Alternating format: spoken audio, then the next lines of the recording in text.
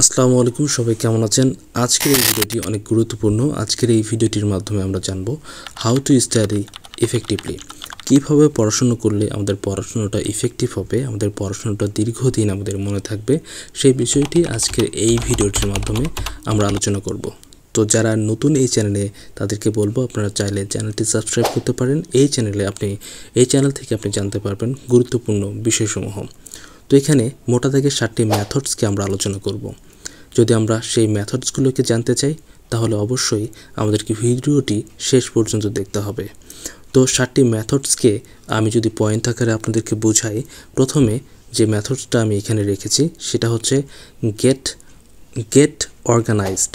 আমাদেরকে অর্গানাইজড ওয়েতে আমাদের সব কিছু সাজাতে হবে। অগোছালোভাবে যদি আমরা পড়াশোনা করি, তাহলে আমাদের পড়াশোনা কখনোই ভালো হবে না। তো সুতরাং আমাদের অর্গানাইজড ওয়েতে, অর্থাৎ গোছালোভাবে আমাদের সবসময় পড়াশোনা করতে হবে। দ্বিতীয় নম্বর যে পয়েন্টটা, সেটা হচ্ছে টেক নোটস। আমাদেরকে নোট নিতে হবে, অর্থাৎ আমরা যখন কোনো কিছু পড়ব তখন আমাদেরকে নোট নিয়ে পড়তে হবে, একটা খাতা তৈরি করতে হবে। তৃতীয় নম্বর যে পয়েন্টটা আপনারা এখানে দেখতে পাচ্ছেন, সেখানে টক টু ইয়োর টিচার। আপনার টিচারের সাথে কথা বলতে হবে, কোনো সমস্যা থাকলে তার সাথে আপনাদের পরামর্শ করতে হবে এবং আস্ক কোশ্চেনস, এবং আপনাদেরকে ক্লাসরুমে অথবা ক্লাসরুমের বাইরে তাদের থেকে প্রশ্ন করে আপনাদের উত্তর জেনে নেওয়ার অভ্যাস করে তুলতে হবে। 4 নম্বর যে পয়েন্টটা, সেটা হলো স্পেস আউট ইওর স্টাডি।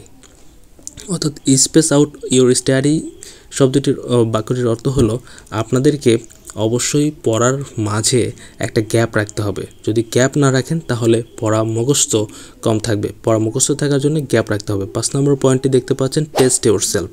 আপনাদেরকে সব সময় নিজেকে পরীক্ষা করতে হবে। আপনি কতটুকু পড়াশুনো করেছেন সেটা নিজেকে যাচাই করতে হবে। 6 নম্বর point, find a study buddy or joint study group. আপনাকে একটা ভালো ফ্রেন্ড সার্কেল তৈরি করতে হবে যারা পড়াশোনা করে, অথবা আপনাকে একটা স্টাডি গ্রুপে জয়েন হতে হবে। 7 নম্বর পয়েন্টটা খুবই ইম্পর্টেন্ট, সেটা হলো থিঙ্ক ডিপলি। আপনি কি করবেন সেটা আপনাকে গভীরভাবে চিন্তা করতে হবে। কোন ওয়েতে গেলে আপনার পড়াশোনা ভালো হবে, সেই জিনিসটি আপনাকে নিজেই ভাবতে হবে।